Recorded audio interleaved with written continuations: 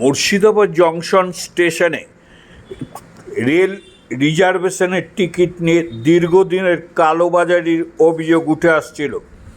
স্থানীয় বাসিন্দাদের অভিযোগ, দীর্ঘক্ষণ লাইনে দাঁড়িয়ে সাধারণ যাত্রীরা অনেক সময় এই রিজার্ভেশনের টিকিট পেতেন না, কিন্তু অতিরিক্ত 1000-1500 টাকা দিলেই এই টিকিট পাওয়া যেত। বিষয়টি একাধিকবার বুকিং ক্লার্ককে জানানো হলেও কার্যকর কোনো পদক্ষেপ নেওয়া হয়নি বলেও দাবি। এই অভিযোগের প্রেক্ষিতে ভারতীয় যুব মোর্চার কর্মীরা রবিবার রাত থেকে স্টেশনের টিকিট কাউন্টার এলাকায় তারা নজরদারি চালান। তাদের দাবি, কয়েকজন যুবককে কাউন্টারের সামনে ও আশেপাশে সন্দেহজনকভাবে ঘোরাফেরা করতে দেখা যায়।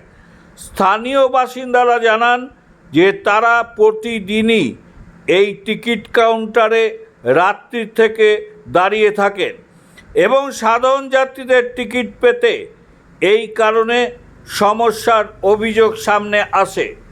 সোমবার ভারতীয় যুব মোর্চার টাউন সভাপতি রাজু মজুমদার এবং টাউন বিজেপি সভাপতি নিবিড় দাস ও স্থানীয় বাসিন্দাদের উপস্থিতিতে স্থানীয় রেল বুকিং কাউন্টার থেকে 2 যুবককে আটক করা হয়। তাদের জিজ্ঞাসাবাদ করা হয়েছে বলে দাবি। স্থানীয় সূত্রে এক বুকিং কর্মী ও কয়েকজন আরপিএফ কর্মীর বিরুদ্ধে যোগসাজশের অভিযোগ উঠেছে, তবে রেল কর্তৃপক্ষ বা আরপিএফের পক্ষ থেকে এখনও কোনো আনুষ্ঠানিক প্রতিক্রিয়া মেলেনি। অভিযোগগুলো স্বাধীনভাবে সত্যতা যাচাই করাও সম্ভব হয়নি।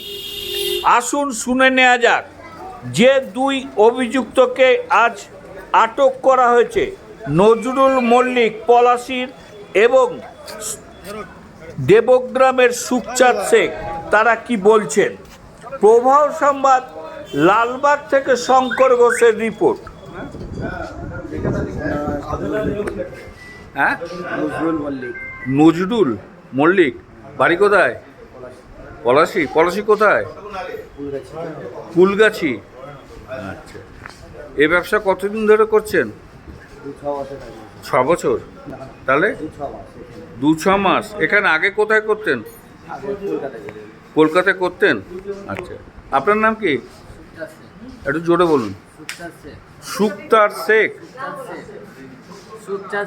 সুখচাঁদ শেখ, বাড়ি কোথায়? দেবগ্রাম। বাবার নাম কি? হাফিজুল। কতদিন ধরে করেন এই ব্যবসা? হ্যাঁ, ও আজকে নিয়ে 2 দিন। হ্যাঁ, তাহলে এইখানে এলেন কেন আবার? তাহলে এই কাজে এলেন কেন?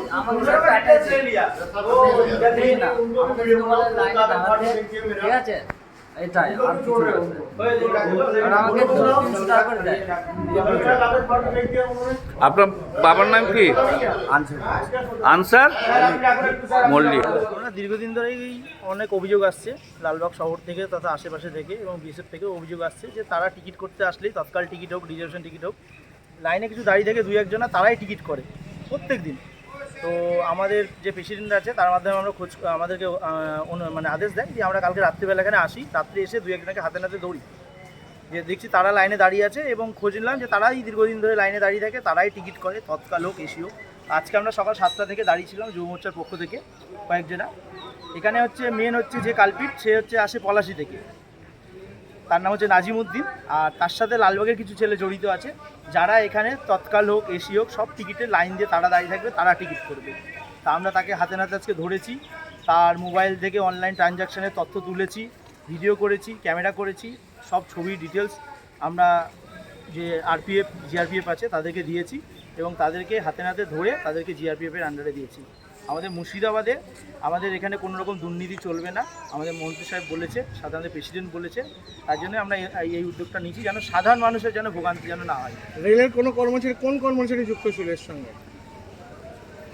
এখানে বললো যে প্রাক্তন একজনের যে মানে যে ছিল, যে ট্রান্সফার হয়ে গেছে, দেবাঞ্জন বলে একটা ছেলে, তার ট্রানজ্যাকশান দেখালো মোবাইলে, আমরা তথ্য দিয়েছি, পুলিশ হাতেও দিয়েছি, আপনাদের হাতেও দিয়ে দেবো।